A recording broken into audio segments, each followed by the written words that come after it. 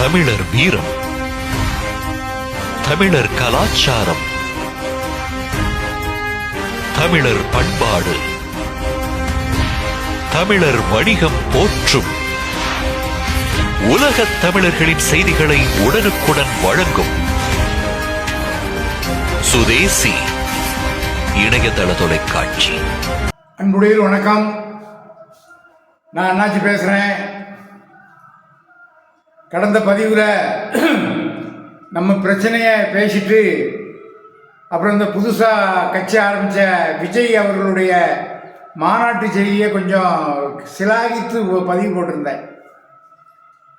அதாவது அந்த கூட்டங்கள் அது பண்ணது, அதை செஞ்சது, எல்லாம் பண்ணது, அந்த ஆளுங்கட்சி சார்பில் எதிர்ப்பு தெரிவித்தது, கூட்டத்தை வரவிடாமல் பண்ணது, சேர் போடாதுன்னு நிறையா செய்திகள் வந்துக்கிட்டு இருந்தது. சரி, ஒரு பெரிய சக்தியை மாசாக ஜெயித்துட்டார், 2026 அவர் தன்னுடைய பலனை சொல்லுவாருங்கிற ஒரு கருத்தை சொன்னேன். ஆனால் அந்த மாநாட்டில் அவர் சொதப்பிட்டார். அதான் உண்மை. யானை தன் தலையில் மண்ணை அள்ளி போட்டு கொண்டது. ஒரு மெச்சூரிட்டி வந்துடணும்.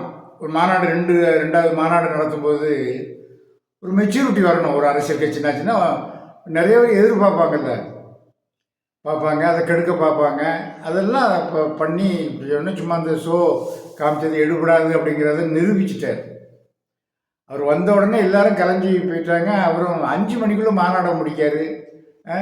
மாநாட்டில் என்ன சொல்ல போகிறாரு? லட்சக்கணக்கான பேர் கூடுறான். அந்த இடத்துல என்ன சொல்லணுங்கிறது கூட சொல்லாமல் நீட்டு தேர்வு, ஏன்னா அந்த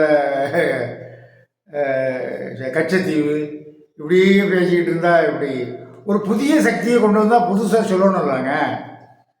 புதிய சக்தியை சொல்லணும். நீட் தேர்வுலாம் இன்னைக்கு அதெல்லாம் சும்மா பேசிக்கிட்டு இருக்கலாம். அதெல்லாம் அரசியல் களத்தில் இருந்து அது தன்னை ரொம்ப இது பண்ணிட்டார். எப்படி ஒரு சினிமா படம் வெளியே வந்து நம்ம ரோஹிணி தேட்டரை அடித்து உடைச்சாங்களோ, அப்புறம் நம்ம தமிழ்நாடு வியாபாரி சங்க பேரவை சார்பில் நம்ம கண்டனம் தெரிவிச்சிருந்தோம். அந்த ரசிகர் கூட்டம் அந்த தேட்டரை அடித்து துவசம் பண்ணிட்டாங்க. அதே தான் மாநாட்டிலையும் துவசம் பண்ணாங்க. அதுக்கும் இதுக்கு என்ன வித்தியாசம் இருக்குது? ரொம்ப மெச்சூரிட்டி ஆகணும். அரசியல் கட்சி ஆரம்பிக்கிறது பெருசு இல்லை, கூட்டம் கூட்டுறது பெருசு இல்லை, அதை தக்க வச்சு கரெக்டாக கொண்டு போகணும். துரோகிகளை களை எடுக்கணும், எதிரிகளை சந்திக்கணும். ஆமாம், உங்களை முன்னிலைப்படுத்துகிறோன்னு சொல்லி உங்களை கேவலப்படுத்தக்கூடிய ஒரு சூழ்நிலைலாம் அரசியலில் இருக்கும். கூட இருக்கிறவனே செய்வான். ஒரு சாதாரண வியாபாரி சங்கத்தில் செய்கிறாங்க கூட இருந்துக்கிட்டு. நீங்கள் அரசியல் கட்சியில் வந்து எப்படி இருக்கணுங்கிறது தெரியாமல் பண்ணுறீங்க. அரசியல் களத்தை அரசியல் களமாக கொண்டு போகணும். இப்போ என்னை போன்றவர்களுடைய எதிர்பார்ப்புலாம் நொறுங்கி போச்சுல்ல. அந்த மாநாட்டில் நொறுங்கி கிடந்து சேர் மாதிரி எங்களுடைய எண்ணங்கள்லாம் நொறுங்கி போச்சு.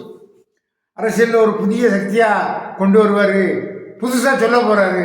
அதுதான் நான் ஐடியா சொன்னேன். சுதேசியை கையில் எடுங்க, பாரத பிரதமர் வந்து அந்நிய முதலீடை தொடாதீங்க, அமேசான் எல்லாம் பயன்படுத்தாதீங்கன்னு சொல்கிறாரு.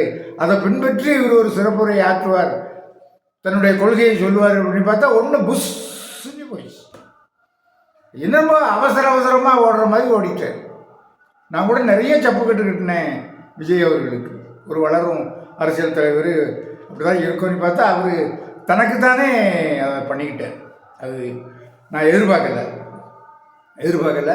அது என்னமோ அரசியல்கெல்லாம் எப்படி இருக்குங்கிறது என்னமோ தான் தெரியும். என்ன, நான் ஒரு பெரிய இதாக இருந்தேன். அதாவது வந்து ஒரு பலமான ஒரு கூட்டணி அமைச்சு ஒரு மாதிரி இருக்கும்னு நினச்சேன். இன்றைய சூழ்நிலையில் அதுக்கு சாத்தியம் இல்லை. அதை பெருசாக நினைக்கக்கூடிய அளவுக்கு மற்ற அரசியல் கட்சிகளும் இல்லைங்கிறத இப்போ விஜய் போட்டு உடைச்சி தள்ளிட்டார். சரி, பார்ப்போம் என்ன வருதுன்னு பார்ப்போம். என்ன திமுக எப்படி காய் நிறுத்துது, பிஜேபி எப்படி காய் நிறுத்த போகிறாங்க, அனைத்து இந்திய அண்ணா திராவிட முன்னேற்ற கழகம் எப்படி காய் நிறுத்த போகிறாரு, சுதேசி குரல் கொடுத்து கொண்டு இருக்கின்ற சீமான் அவர்கள் எப்படி காய் நிறுத்த போகிறாரு அப்படின்னு. அப்போ பாட்டாளி மக்கள் கட்சி என்ன செய்ய போகுது, விஜயகாந்த் அவர்களுடைய தேசிய முற்போக்கு என்ன செய்ய போகுது அப்படிங்கிறதெல்லாம் என்ன ஒரு எதிர்பார்ப்பு தான். என்ன எப்படி பண்ண போகிறாங்க, தமிழ்நாடு அரசியல் எப்படி கொண்டு வர போகிறாங்க, யார் ஆட்சியை கையில் எடுக்க போகிறாங்கிறதெல்லாம் இனிமே தான் போகிற போக்க பார்த்து தான் செய்யணும். ஆனால் ஒன்று, இந்த 2026 தேர்தலில் நம்ம தமிழ்நாடு வியாபாரி சங்க பேரவை தன்னுடைய அரசியல் இடத்தை தக்க வைக்கணும், அதுக்கு முயற்சி செய்யணுங்கிற எதிர்பார்ப்புலாம் எனக்கு இருக்க தான் செய்யுது. என்னங்க யார் யாரோ கட்சி அரசியல் அதிகாரம்னு சொல்லும்போது இந்த நாட்டு அரசு சக்கரத்தை சுழற்றுவதற்கு வரி வசூலை செய்து கொடுக்கின்ற வியாபார சங்க நிர்வாகிகள் ஏன் சட்டசபைக்கு போகக்கூடாது, தங்களுடைய கோரிக்கையை ஏன் கேட்கக்கூடாது?